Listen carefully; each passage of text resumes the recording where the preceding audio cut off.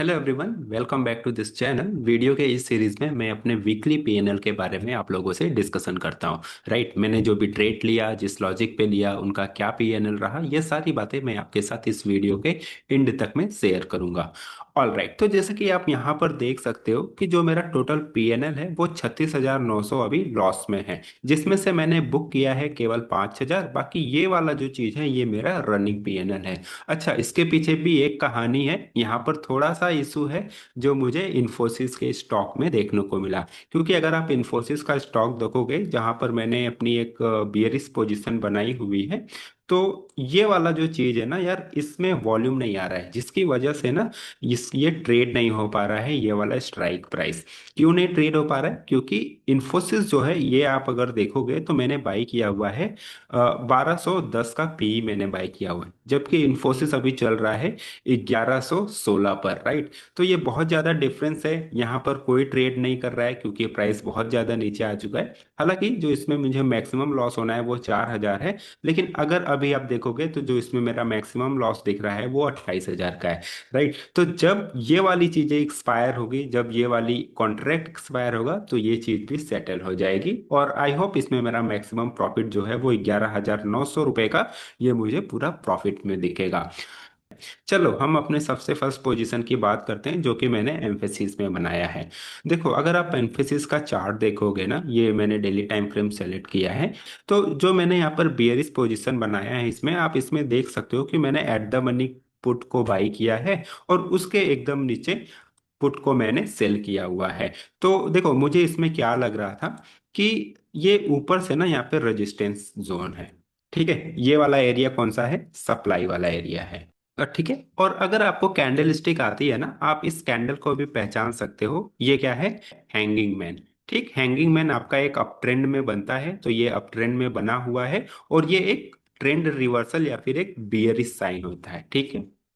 ठीक है, फिर जैसे अगले दिन मुझे हैंगिंग मैन का कंफर्मेशन देखने को मिला, क्योंकि देखो मैं ना ट्रेड हमेशा कंफर्मेशन के बाद ही प्लेस करता हूँ। तो जैसे ही मुझे कंफर्मेशन दिखा, फिर मैंने इस वाले दिन यानी कि थर्सडे के दिन मैंने इसमें ट्रेड प्लेस किया था और इस ट्रेड को मैं तब तक होल्ड करूंगा जब तक कि मुझे यहाँ पर कोई एक कैंडल की क्लोजिंग इस एरिया के ऊपर न मिल जाए। अगर हम वहीं इसके मैक्सिमम प्रॉफिट और मैक्सिमम लॉस की बात करें ना, तो आप देख सकते हो कि जो इसमें मेरा मैक्सिमम प्रॉफिट है वो 13,700 का है और जो मैक्सिमम लॉस है वो 8,200 का है। ऑल राइट, बात करते हैं हम अपने नेक्स्ट ट्रेड के बारे में। मुझे थोड़ा सा कलर चेंज कर लेने दो। ऑल राइट, बात करते हैं हम अपने नेक्स्ट ट्रेड की, जो कि मैंने निफ्टी में बनाया हुआ है। आप ये देख सकते हो कि ये एक स्ट्रेटजी है, शॉर्ट आयरन कॉन्डोर। ठीक है, देखो इस ट्रेड के पीछे का क्या लॉजिक था। अगर हम लोग निफ्टी का चार्ट देखें, तो जब निफ्टी इस रेंज में ट्रेड कर रहा था ना, ऊपर के साइड का अगर आप देखोगे तो 400 का लेवल है और नीचे के साइड में 200 का लेवल में निफ्टी इसी रेंज में ट्रेड कर रहा था। राइट, ये आपका ब्रेकआउट इस तरीके से नहीं आया था। उसी टाइम पे मैंने ये वाला ट्रेड बनाया था ये सोचकर कि नहीं, निफ्टी जो है वो एक रेंज में इंस्पायर होगी। इसीलिए आप यहाँ पे देख सकते हो कि मैंने पुट की भी सेलिंग की थी और सेम टाइम पे मैंने कॉल की भी सेलिंग की हुई थी। बट कोई नहीं, मार्केट वहां से बुलिश हो गया, जो कि अच्छी बात है। हालांकि ये बुलिश को मैंने कैप्चर, ठीक है, हालांकि मैंने यहाँ पर कॉल बाई नहीं किया हुआ था, क्योंकि यार जिस तरीके से सारी पोजीशन फ्लैक्चुएट हो रही थी और इतना तेज मोमेंटम था, तो मैं वहां पे एंटर करना ठीक नहीं समझा। चलो अब बात करते हैं हम अपने नेक्स्ट ट्रेड की, जो कि मेरा कोल इंडिया में है। अच्छा, कोल इंडिया में भी आप देखोगे ना तो मेरा बियरिश पोजीशन ही है।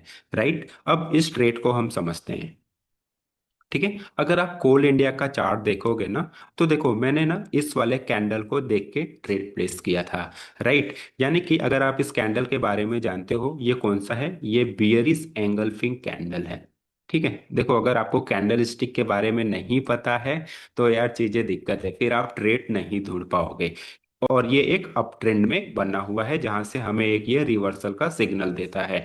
फिर अगले दिन जैसे ही इसका कंफर्मेशन आया, यानी कि इसके लो के नीचे हमें एक कैंडल क्लोज होती हुई दिखी, मैंने यहाँ पर एक बियरिश ट्रेड बनाया था। फिर वहां से हमें एक अच्छा सा डाउन साइड में मूव देखने को मिला।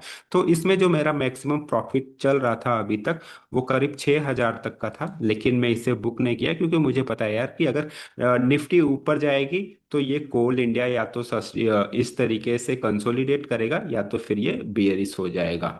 तो इसीलिए मैंने यहाँ पे बियरिश पोजीशन बनाया था, जिसमें अगर मैं मैक्स लॉस की बात करूँ तो मेरा 8,500 का मैक्सिमम लॉस है, और जो मेरा मैक्सिमम प्रॉफिट है वो 18,500 का है। ये एक अच्छा आरआर है, इसीलिए मैं इस ट्रेड को एक्सपायरी तक होल्ड करूंगा।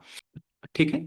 अब हम बात करते हैं अपने नेक्स्ट ट्रेड की। तो देखो, जो मेरा नेक्स्ट ट्रेड है और जिसकी वजह से आप ये पीएनएल में इतना फ्लक्चुएशन भी देख रहे हो, ये मैंने इन्फोसिस में बनाया हुआ था, राइट। और अगर आप इस स्ट्रेटजी का नाम पूछोगे ना, ये एक फेमस स्ट्रेटजी है, बियर पुट स्प्रेड, राइट। इसमें हम क्या करते हैं कि एट द मनी पुट को हम बाई करते हैं और उससे नीचे वाले पुट को हम सेल करते हैं। और यही ठीक चीज मैंने यहाँ पर की थी कि जब हमारा इन्फोसिस 1200 के लेवल पे ट्रेड कर रहा था, तब वहां का पुट मैंने बाई किया हुआ है, और 1200 के नीचे यानी कि 1170 तक का लेवल को मैंने पुट को सेल किया हुआ है। और अगर आप इसका यार आरआर देखोगे ना, ये लगभग 1:3 का ट्रेड है, राइट। इसमें जो मेरा मैक्सिमम लॉस है वो बस 4,000 का है, और जो मैक्सिमम प्रॉफिट है वो 11,900 का है।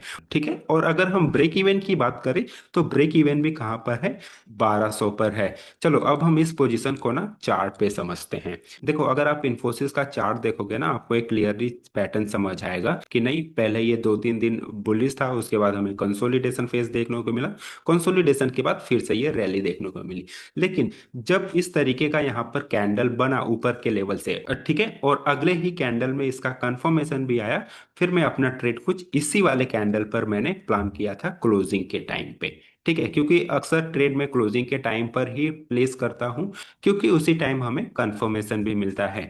और लगभग ये 1200 के लेवल पर भी ट्रेड कर रहा था। उसके बाद आप देखोगे कि हमें एक डाउन साइड में एक अच्छा मूव देखने को मिला, ठीक है, जिसकी वजह से जो मेरी ये वाली स्ट्राइक है, यानी कि 1210 का पी जो है, वो फार इन द मनी हो गया, और वहां पर हमें वॉलेट, ठीक है, और वहां पर हमें वॉल्यूम नहीं देखने को मिली, जिसकी वजह से आपको यहाँ पर एलटीपी 0-0 लग रहा है।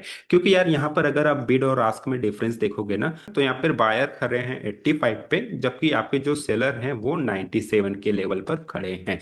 हालांकि ये वाला जो डिफरेंस है, ये जैसे जैसे एक्सपायरी नजदीक आती जाएगी, वैसे वैसे ये डिफरेंस कम होता जाएगा, और हमें फाइनली 11,900 का इस ट्रेड से प्रॉफिट देखने को मिलेगा। ऑलराइट गाइस, तो आई होप मैंने जितनी भी मेरी ओपन पोजीशन थी वो मैंने आपको एक्सप्लेन कर दिया है। अच्छा हाँ, ब्रिटानिया में भी मेरा बुलिश स्प्रेड है, यानी कि मैंने ऊपर साइड के लिए ट्रेड बनाया है, और अभी ये लगभग थोड़ा सा लॉस में चल रहा है। इसके अलावा जितनी भी ट्रेड है वो लगभग मैंने क्लोज कर दिया है। जैसे कि आप इन सारे ट्रेड को देखोगे, तो ये सब मैंने पहले बनाया था, जो कि मैंने अभी इस टाइम पे मैंने क्लोज कर दिया है। आई होप आपको ये वीडियो पसंद आया हो, और अगर आप इसी तरीके से मेरे वीकली पीएनएल को देखना चाहते हैं तो आप इस चैनल को फॉलो कर सकते हैं।